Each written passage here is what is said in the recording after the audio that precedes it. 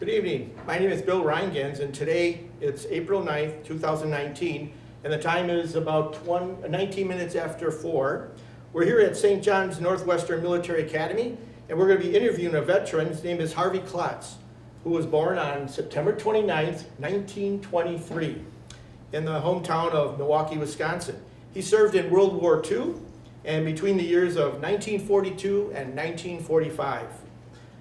Harvey was the rank of technical sergeant in the Army National or Air Army Air Force. Army Air Force, and served as a radar navigator bombardier. The interview is being sponsored by the Bell Tower Memorial.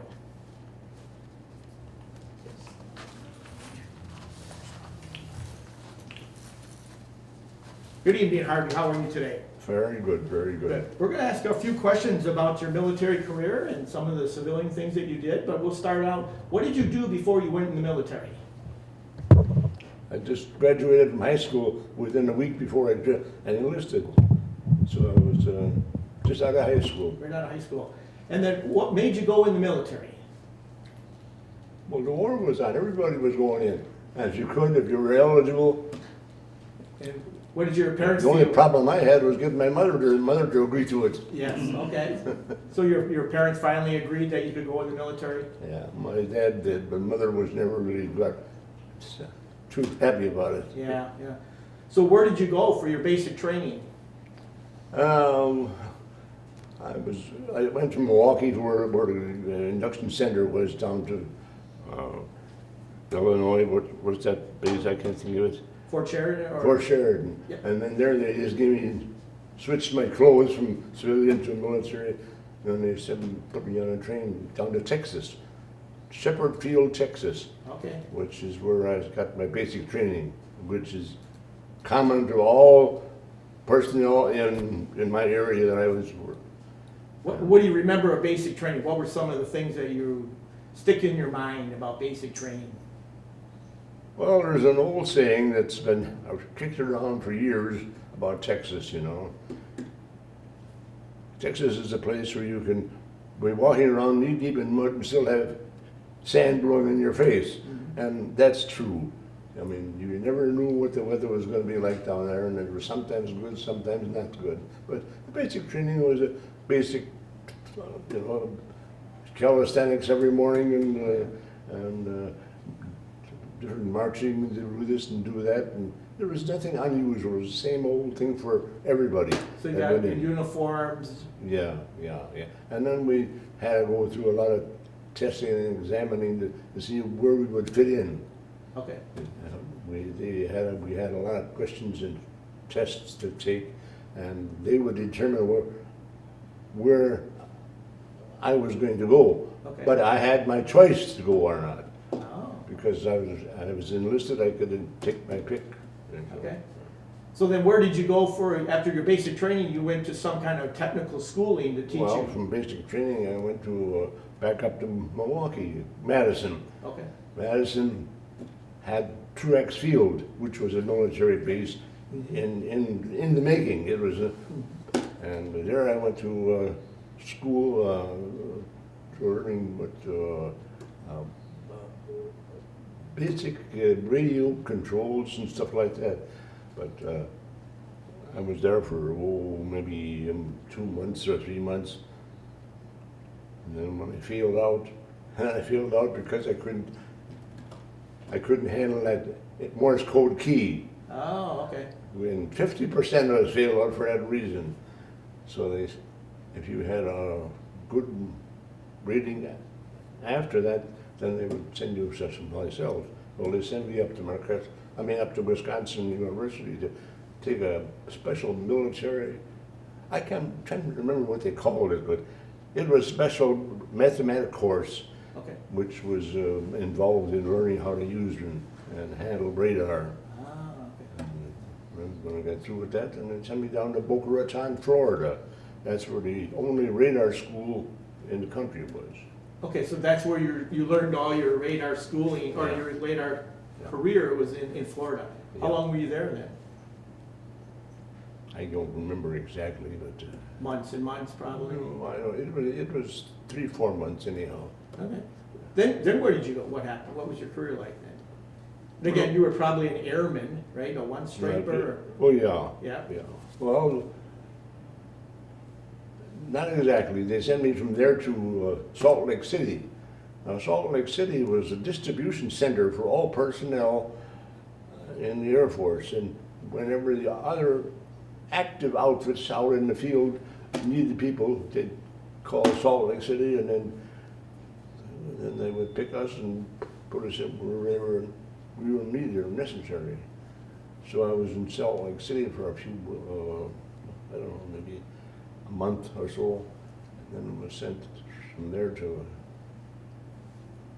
Bruning, Nebraska. You went all over the United States.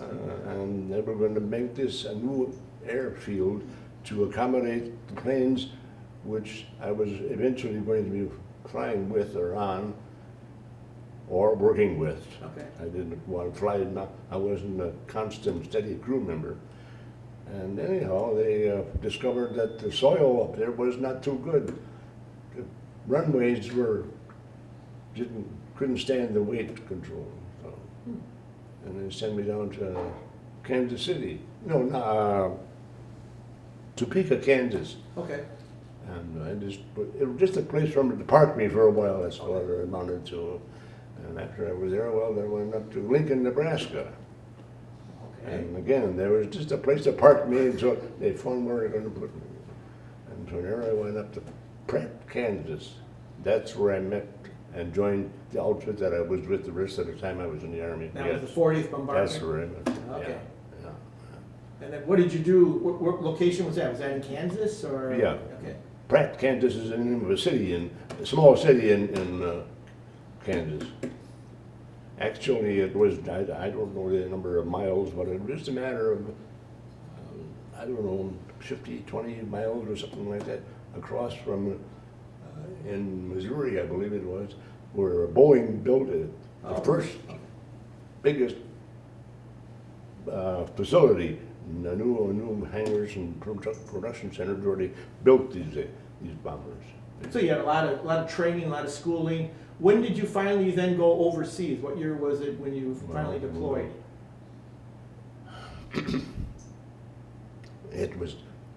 We were all ready, the personnel were ready, but they didn't have the planes ready. Okay. The planes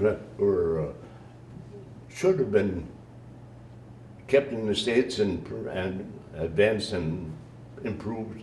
Mm-hmm. But President Roosevelt was really caught. He wanted Japan to get a feel of what it was like to be bombed, because he was mad about the fact that they had hit our ships.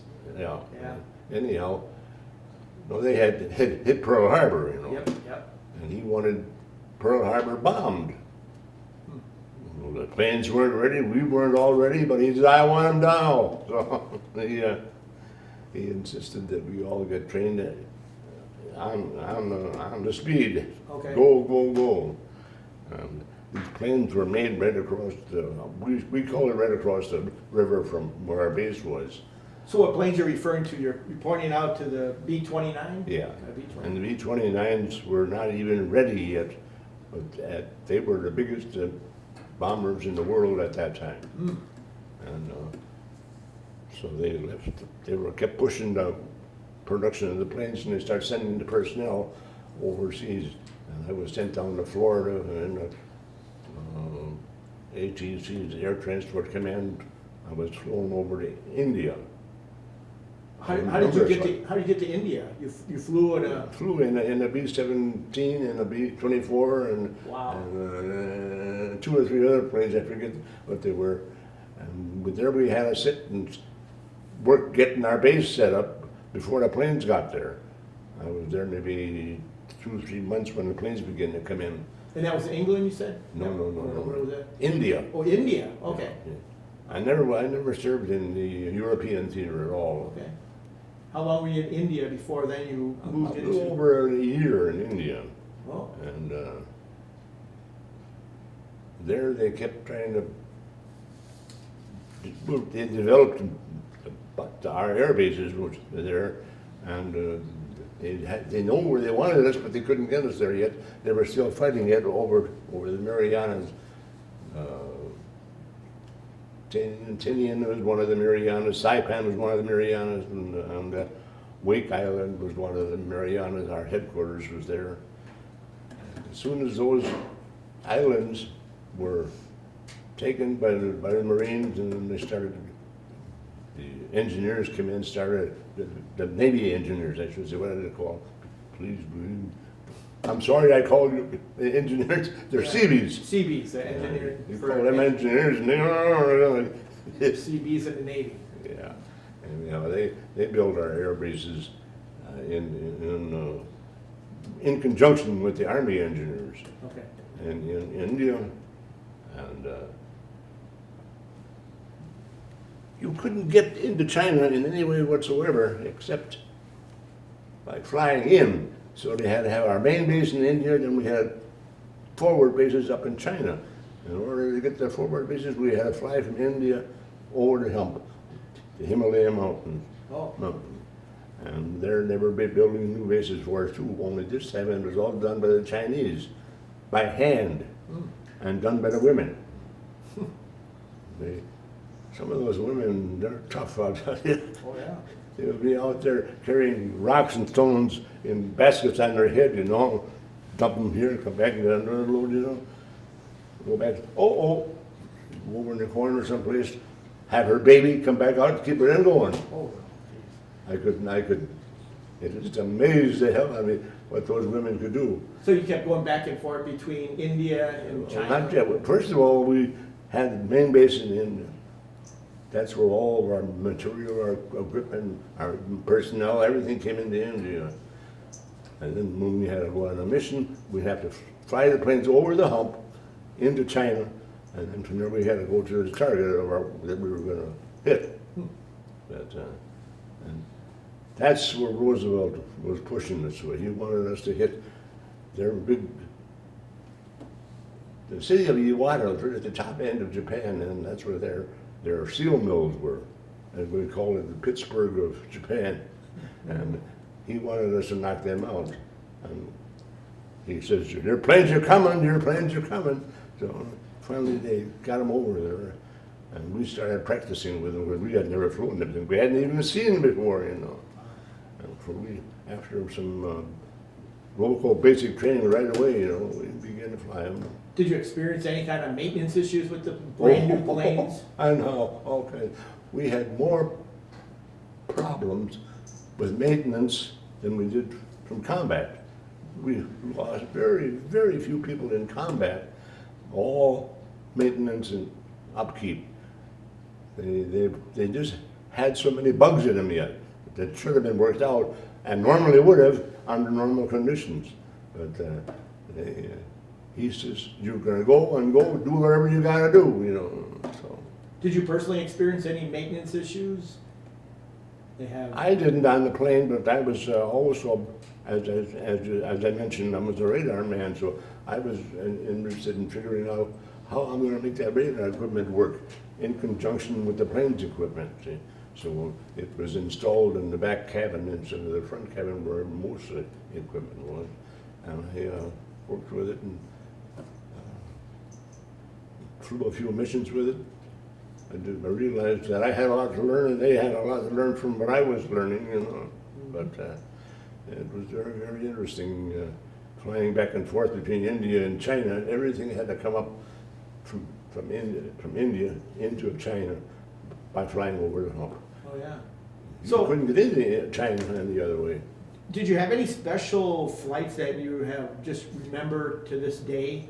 You know, you saw the Enola Gray. Well, the Enola Gay was the ship that dropped the bomb. Yeah. And that wasn't even around, and nobody even knew it existed at that time. I was when I first got there, you know. And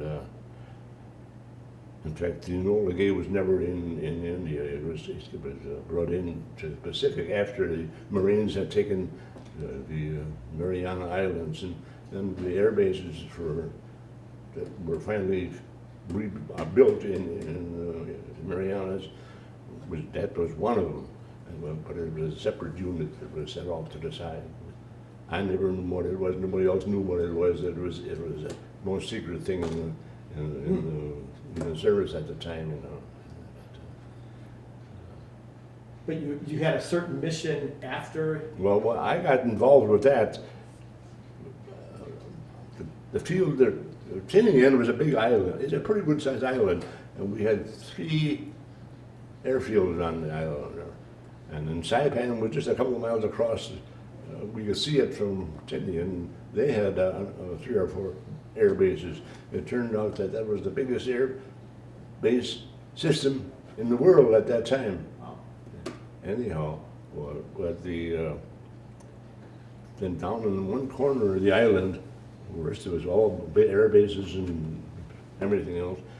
They set a corner off and all fenced in. Nobody could get in there. The MPs and air police moved in and kept an eye on it. And you had to have all kinds of credentials to get in there. Oh, yeah. That was the base where they were making the final touches on the B-29s that were going to drop the bomb. And, So what was your day like when you were in Tinian? What was your day like? You get up in the morning and you just a regular job. What did you do? well, as I said, I was working with radar, and radar is part of the electronics, and I was just working on learning how to handle them, the instruments, and make them productive, so that so the equipment would help the guys on the plane, the bombardiers and the navigators. Weather is not always cooperative, you know, and when the weather got bad, their ability to navigate and bomb properly was hindered, and then I had to navigate and drop bombs with radar. All I did was pull information off the scopes on the plane and pass it on to the regular bombardier and navigator, and they would coordinate that with their information, and that's how they would eventually end up dropping the bombs. So they'd use your information to make sure that the bombings were successful. Yeah, Oh, I great. guess you could say that. Yeah. Yeah. Very good. So how long were you there before you came back to the States? You were there for about 2 years? You know, I spent about a year in India and about another part of a year in the Pacific. Because after the islands were taken by the Marines, they pulled us out of India and sent us out to the Pacific. And we did that. It was too costly to operate out of India. The cost was horrendous, you know. And as soon as the airfield on the islands were ready, then they shipped us all out to the Pacific. And I was there about a year in China, I mean the CBI China, Burma, India, and then maybe another 3/4 of a year out in the Pacific. And you came back to the States, what, about 1945? Or Yeah. what, or 1945? Well, they dropped the bomb in August of 1945, and everything went dead. We didn't have nothing to do anymore. So I just bummed around the island mostly, because the island was a pretty good sized island, and there was lots of things to see and do. So we just cruised around, and we played baseball, played cards, and then all of a sudden the orders began to come through, a batch here and a batch there, you know. And eventually they got us all back to the States.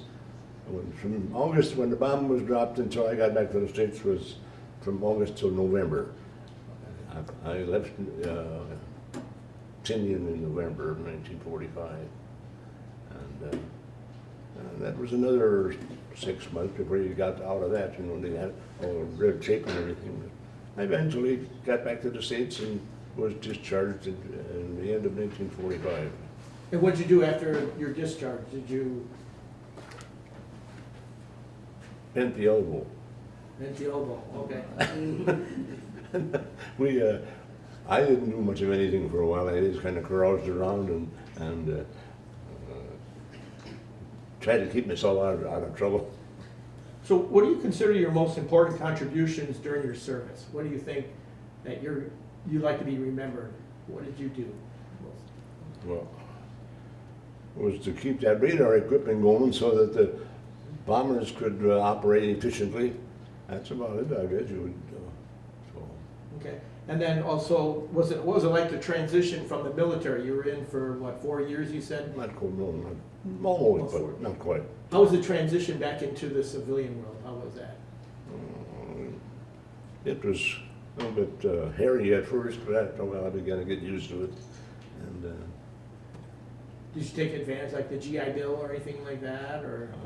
at first not at the beginning. I found out that I was having trouble finding a job that I was satisfied with, and so then I checked the GI Bill, and I was looking for a job in the Wisconsin area. I tried a couple of different jobs, and I bounced around for a while until I got a job working for AT&T, air telephone, big telephone company, the biggest Sure. one in the world at the time. And I worked for them for a number of years, and finally I got in the process of building a family. My wife was going to have a baby, and they wanted to send me down to Texas. I didn't want to go to Texas, and they says, well, we can put you on layoff, and then when there's opening up here, we'll send you back. Well, of course, I never left to go to Texas in the first place. So, and then I had a job working for AT&T for a number of years. AT&T was the biggest electronic company in the world, telephone company. Oh, yeah. And Western Electric was another subsidiary of them, and what they did was they were the manufacturing division of AT&T, and I went to work for Western Electric for a while. I was with them for a number of years, and they kept wanting to set me where I didn't want to go, so I left, never went back with them. So what do you think are some life lessons that you learned from the military that you would pass on to the next generation? Everybody is different, Sure. Everybody learns differently. I don't know whether I could pinpoint any particular activity that was better or more or less than the others, but I would have stayed with them, but it was that if it hadn't been for the fact that they wanted to send me where I didn't want to go. Mm-hmm, mm-hmm. So then I left and I found a job working for somebody else. But if you were to talk to a cadet who was going to go into the military, what words of advice would you give them? How to succeed and follow orders, right? yeah. But it was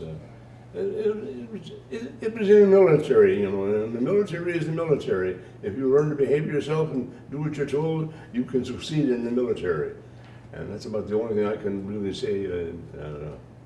That's if they follow that and keep advancing their knowledge, they will eventually end up being a successful military person. So after you got out of the military, I see you joined some other organization. Can you? Well, I joined the VFW, which was Veterans of Foreign Wars. I joined the American Legion. Those two organizations were the two largest and still exist organizations of veterans that have been in the military of the United States. And I was a member of the group that formed the post that I was assigned to. We had a post in the flag, and we called it the Flag Day post because it was in Wabiga, Wisconsin, which is not too far away from Milwaukee. And we formed that post, and it's still going, and there's BFW and Legion posts all across the country. And What was the highest position you held in your post? Were you like the post commander? oh yeah, I went to commander, and I went to district office, held in the district office, and that's when I decided to stay close to home instead of taken further offices. I didn't want to go any further. But, And then I noticed that you had some medals here. Can you sort of explain oh, some? there's no medals of any real effect there. But you have you see what they are. They're Pacific, all your Yeah. different theaters and. those are they were awarded for where I went and what I did. Mhm. It wasn't that I had did anything miraculous and give me the Medal of Honor or anything like that. But everybody, if you behaved yourself and did your job, you ended up getting most of those men.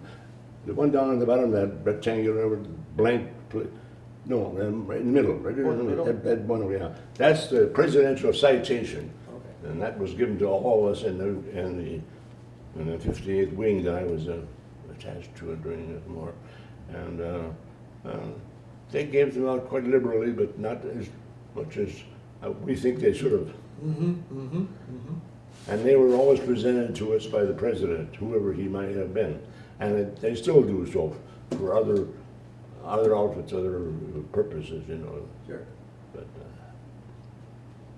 Very nice, very nice. And then we have pictures here also of you. that was taken at a photo studio in Miami Beach, Florida, just before I took off to go overseas. And like I said, they fixed us up with all the normal type uniforms and clothes. And as soon as we got over there, they took them away. That was pretty much what they gave us to wear to go when we left. Had that picture taken, and my parents hung on to that like crazy. After I got married, it was passed down to my kids. Very nice, very nice. So what else do you say about your military career? You know, you were in Army Air Corps, and then became the Air Force. Yeah, well, it was the Army Air Corps at first. Originally, the Air Corps was part of the Signal Corps. You know, the regular Army wasn't too keen on the Air Corps. They were, we were the kind of guys off to the side, you know, but it eventually grew and it became the most important arm of the Army as far as I'm concerned. And then they decided that it shouldn't be part of the Army, it should be a unit by itself, and then it became the U.S. Air Force. Okay. And it still is to this day. But they got their own academy and everything else, you know, and I think it's a good career for a young man who wants to advance himself in the field of aeronautics. That's the place to go. Mm-hmm, mm-hmm. And other than that, I can't say more. I was getting older and older, and so I didn't have to worry too much about them. And what I was saying was for the young men. Very good. You know, one of the questions I always ask every military member is, how was the food? What was the food like? Very good. We had no problem with the food situation. For a while, when we were working out of our Chinese bases, there were some airfields up there that were used by the old General Chenault and his Flying Tigers. You ever heard about them, you know? Well, they had some bases up there which were built by the Chinese, and he used to fly his P-40 fighters out of there. And there's something out there that was either in the soil or the growth of plants or bushes, whatever they got their food from. And so there was a big bird that looked very, very much like a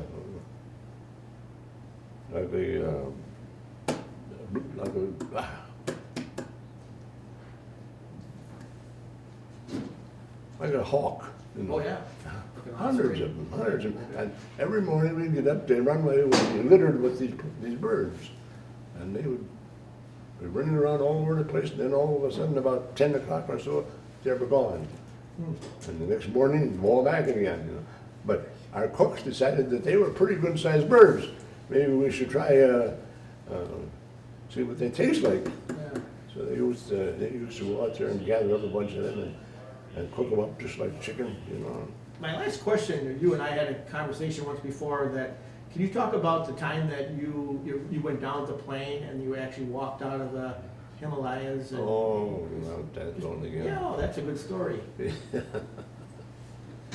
Yeah, well, we always had trouble with our engines. That was the big problem with the B-29. The engines were constantly under evolving and being modified and changed.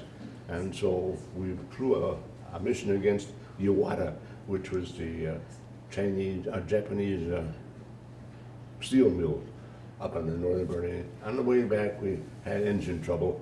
We managed to get back to our base in China, but we couldn't make it over the hump. The engines had to be repaired or overhauled. So we had a couple of the planes that were able to make it. They went back to India, and then they were going to send up some replacement engines for us. Well, they told us we were going to get them in a few weeks. Well, it took a couple of months, so the old man sent us back, wanted us to come back to India, but we didn't have any planes that would go. Most likely put us on some ATC planes. And ATC is Air Transport Command. And they so put a couple of our crews on that, the crews that had the planes that were disabled. And we ran into some bad weather, flying over the hump, and didn't quite make it. Mm-hmm. But we were lucky enough that most of us survived at first, but eventually we began to die off. We didn't all make it back to India. So you crash landed? We crash landed in the mountains. And the only reason we made it was that we were very, very lucky. When you hit something like that, you're done for. Mm-hmm. But we happened to be lucky enough to hit an area where we could find a slope, and we glided in on the surface of the mountain, which made it possible for us to survive. Our plane crashed, of course, but it wasn't a real horrible accident. We lost a couple of fellows when we came in, and then as we walked out of there, we lost a few more. But we finally got out, and we got help mostly from the Hindus and Buddhists,